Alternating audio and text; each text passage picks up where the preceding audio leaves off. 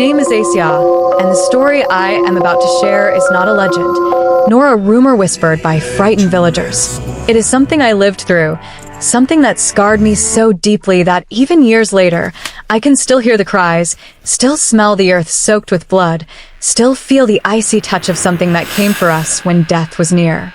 In Indonesia, there is a saying, when someone is about to die, when their time is approaching, we call it menjelang ajal.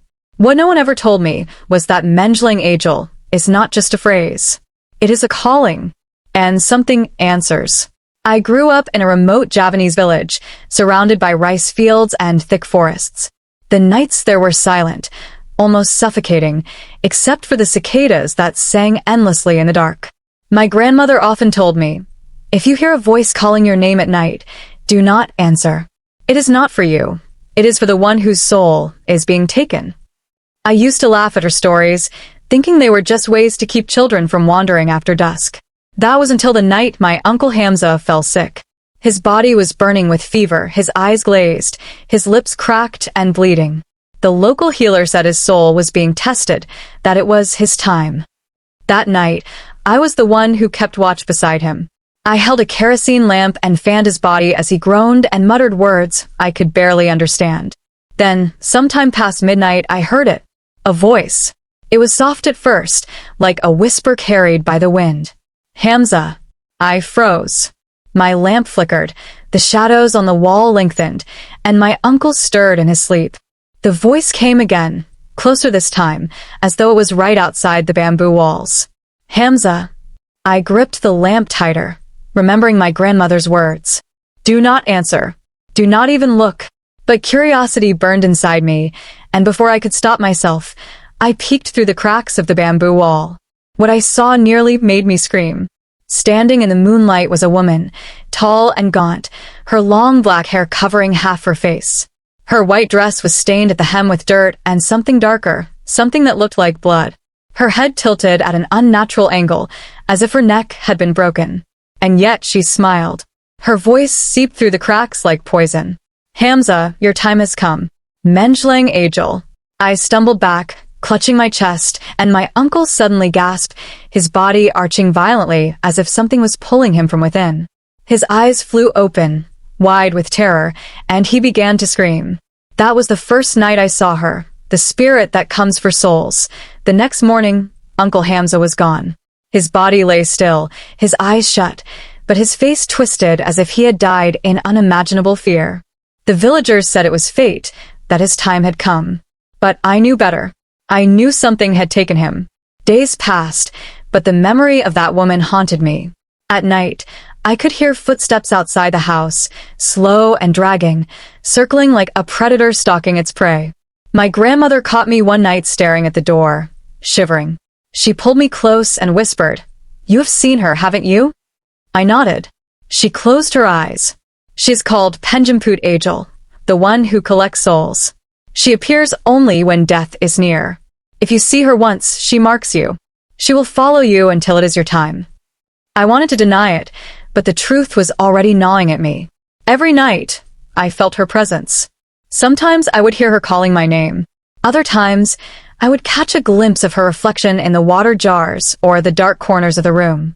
But things grew worse when my childhood friend, Siti, fell ill. She was only 18, far too young to die. Yet her body weakened rapidly, and the healer shook his head, saying the same words, Menjelang ajal. That night, I stayed with her, holding her hand as she trembled in fever.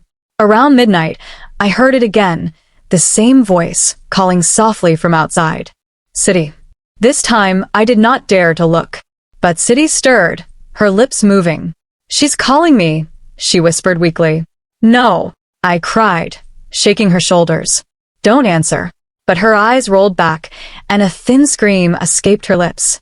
The air grew unbearably cold, the shadows in the room stretched longer, and suddenly, she was there, inside the room. The woman with the broken neck. Her eyes were hollow, her mouth twisted into a grin too wide for a human face. She reached out a hand, long and bony, her fingers blackened at the tips. It is time, she hissed. I screamed and threw the lamp at her. The flame burst, filling the room with firelight, and for a moment, The woman recoiled, her form flickering like smoke. But before I could do anything more, City let out a final cry and went limp in my arms. The woman vanished. City was gone. That was the second soul I watched her take. After City's death, the village elders warned me to leave. They said I was cursed, that my shadow had already been marked. But I refused. I couldn't just run away. I needed answers. Who was she? Why did she choose me to witness her taking souls?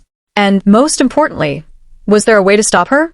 I searched through old books, rituals, and stories from wandering shamans. Most said the same thing. Death cannot be stopped.